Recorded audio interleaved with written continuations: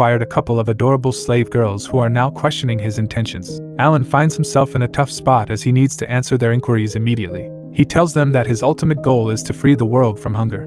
However, it's evident that Alan, like any other man, harbors intrusive thoughts about these girls. To understand how Alan arrived at this point, we are taken into a flashback. In this flashback, Alan describes seeing a pure white space before him, where a goddess appeared. Her smile was more beautiful than any human woman's he had ever seen.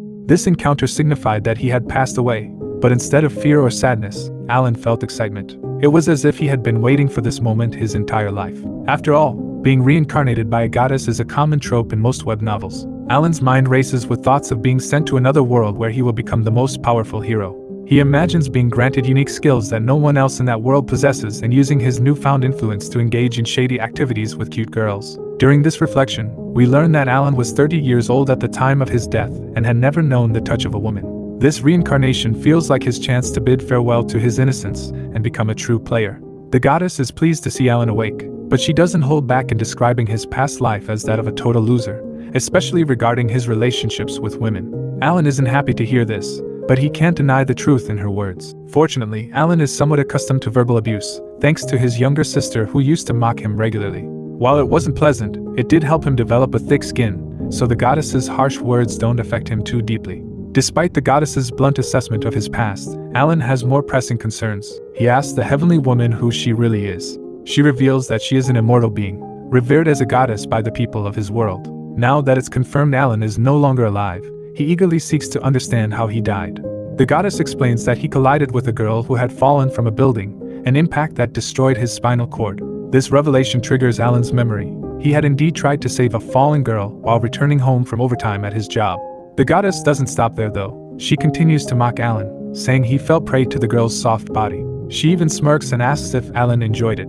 Alan is bewildered by the goddess's mockery. While he does appreciate the female form, he clarifies that in such a dire situation, he couldn't even register the softness of the woman's body. Ultimately, the encounter left him far from satisfied. Concerned for the girl he tried to save, Alan asks what happened to her. The goddess reassures him that the girl was saved, thanks to his body serving as a cushion. Relieved that his death wasn't in vain, Alan listens as the goddess reveals that she saved his soul to reward his good deeds. She intends to give him a second chance at life, which immediately makes Alan think about all the shady things he could do once reincarnated.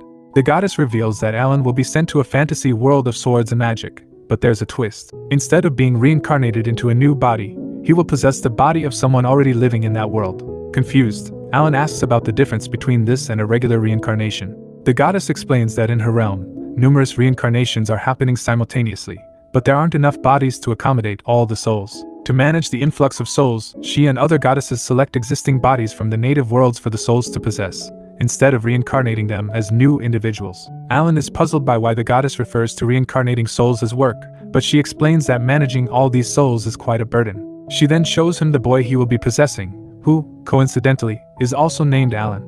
This new Alan has a handsome face and appears to be a young teenage boy. Alan feels a surge of excitement, convinced that with this body and face, he will easily attract all the girls in the new world. The goddess adds that she can finally grant him the wish he so desperately wanted, especially with that innocent body. Annoyed by her mocking tone, Alan retorts that she is toying with his emotions effortlessly and suggests she should toy with his brother instead if she's so keen. The goddess, able to hear his thoughts, asks if he wants to lose his life again. Alan, taken aback, protests that he didn't even say a word and accuses her of intruding into his thoughts. Alan then speculates that in this possession, his soul and the original Alan's soul will share the same body, resulting in two personalities within one person. However, the goddess clarifies that the original Alan's personality will cease to exist, making the scenario less interesting and more straightforward. She explains that the boy, a novice adventurer raised in an orphanage, is destined to die in a starting dungeon. Once his soul departs, our hero's soul will take over the body. Conflicted, Alan realizes he will essentially be hijacking another boy's body. This leads him to a grim speculation. If the boy's body is left in the dungeon, it might become monster food. Alan is apprehensive about possessing the body of a zombie, recalling how he was often called smelly in his past life. The goddess reassures Alan that he doesn't need to worry about becoming monster food or being left in a dungeon. She grants him a special privilege in this world, the skill of regeneration. This means Alan will be able to heal all his injuries and wounds, no matter how severe, making him virtually indestructible. She explains that the skill will activate the moment his soul takes over the boy's body, effectively making him a brand new person. Understanding now, Alan envisions the process of waking up inside another boy's body. It seems wild to him, as he will be cheating death continuously, defying the natural order of life.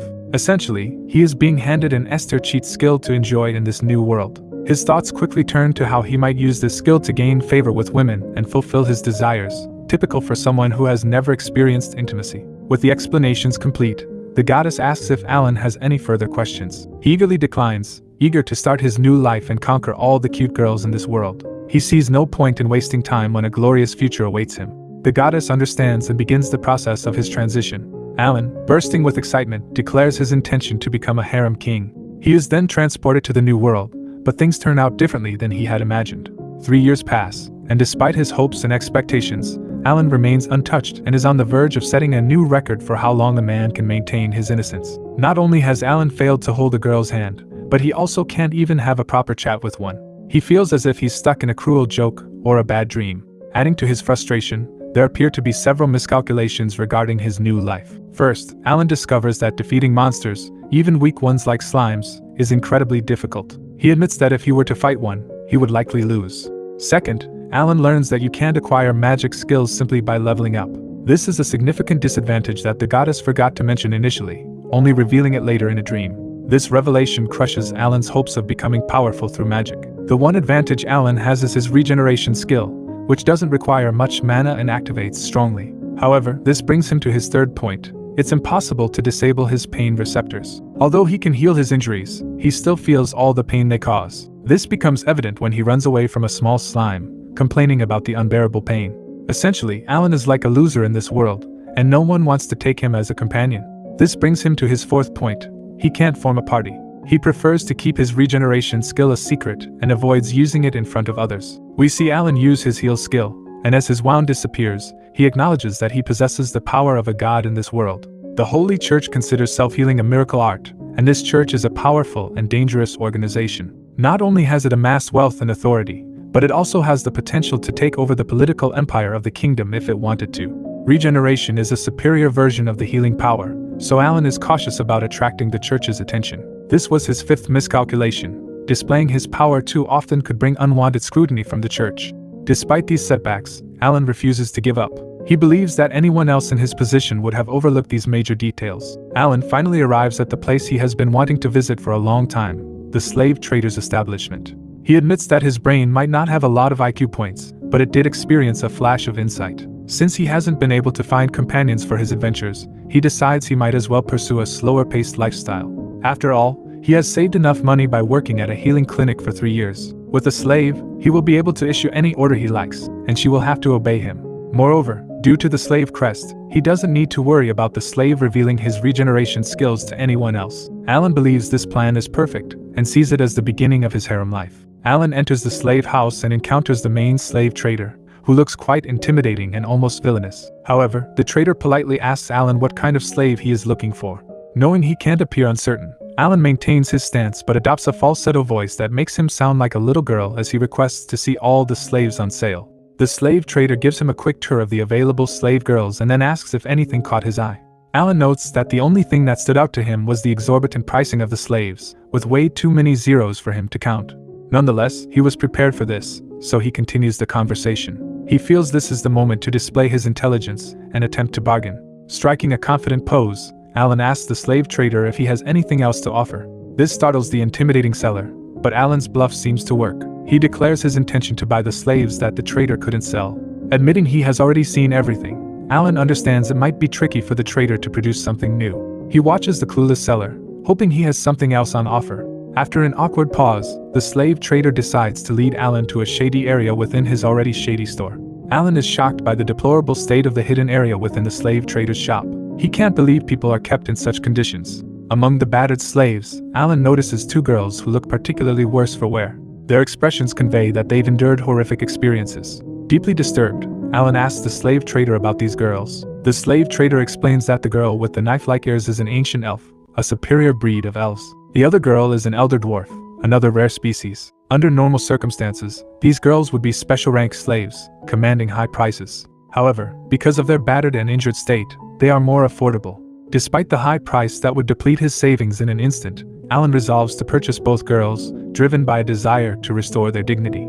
Alan completes the purchase and leads the girls away from the shop. Once they reach a secluded spot, the girls are understandably anxious, fearing that Alan might have unsavory intentions. He reassures them that he is not a creep and there is no reason to be afraid. Sensing their skepticism, Alan empathizes with their suffering and decides to demonstrate his sincerity. Using his regeneration skills, he heals them, restoring them to their prime form in seconds. The transformation is astonishing. The ancient elf is stunned, her eyes wide with disbelief as her body returns to normal.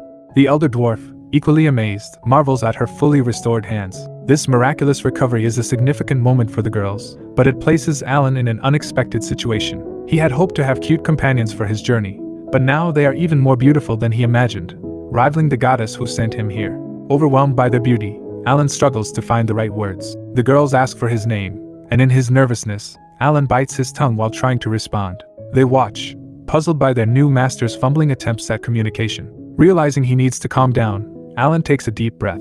After all, he finally has his harem in another world, and this is the beginning of what he hopes will be a grand adventure. Alan has finally achieved his dream. He feels that he will finally be able to live out his fantasies in grand fashion with his slave girls. Unfortunately for Alan, he had made a huge mistake by blowing all his life savings on these two girls. With no money left to even pay for an inn, he's been forced to live out in the open, inside a monastery deep in the mountains. As if that weren't bad enough, he also has to provide for his new slave girls, adding extra responsibility to his already dire situation. To put it bluntly, he's very broke and in desperate need of support. At this low point, the goddess reappears in his thoughts, mocking him for not planning ahead. Alan, frustrated, tells her that she can't just barge into his monologue just because she's a goddess. She retorts that it costs him nothing to have her in his thoughts, but Alan has had enough and tells her to get lost. All he wanted was to hear his slave girls praising him for his heroic acts, but his intrusive thoughts have led to his current lack of funds. Despite all his efforts, Alan continues to hold on to his innocence. The ancient elf is named Sylphie, and the elder dwarf is named Noel. Both belong to extremely rare races in this world, making almost everything about them a mystery. This situation is exacerbated by Alan's inability to read or write the language of the new world. The goddess had left him a note suggesting he could learn the language himself, but Alan realizes there's much for him to understand in his appraisal scroll. Alan recalls that this is not the time to act like a loser and wallow in despair. He has a job to do and mouths to feed. Determined to make the best of his situation, Alan resolves to find a way to provide for Sylphie and Noel, and perhaps, in the process, finally start living the life he had dreamed of when he first arrived in this new world. Alan decides to grow some food as soon as possible, thinking this will be an easy task since he has some knowledge of crop cultivation from his original world. As he begins implementing his methods, Sylphie approaches him, curious about what he's doing. Mesmerized by her beauty, Alan momentarily loses his train of thought and gazes at her.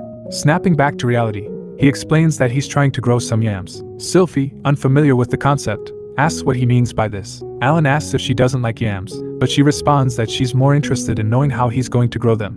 Alan worries that Sylphie won't want to eat yams grown by someone as inexperienced as him. He also feels that his slaves are unhappy with him as their master and desire to be self-sustainable. Unable to bear the humiliation of his own thoughts, he finds a way to walk off, leaving Sylphie confused. Determined to provide for them, he rushes to town to buy some food, hoping the girls won't have to sleep hungry under the sky. Spending what little money he has left, Alan buys extra meat, hoping it will make the girls more appreciative and affectionate. He returns and offers the food to Sylphie and Noel, who look wary but thank him. Despite his attempts to be kind, Alan senses that they still don't trust him. This troubles him because, at this rate, he will never be able to act out his fantasies with his slaves. He needs the girls to be open with him as soon as possible, but that doesn't seem likely at the moment. Alan needs to find some work to pay for his meals, but all he manages to nibble on is some bait. Determined, he heads to town, telling the girls to wait for him. This surprises them both. When he asks if they want anything in particular to eat, they both say no. This isn't helpful for Alan, as he doesn't know what to get them from the market anyway. Despite this, he decides to head off, leaving Sylphie and Noel behind. Once he's gone, we finally get a glimpse into what the slave girls are thinking.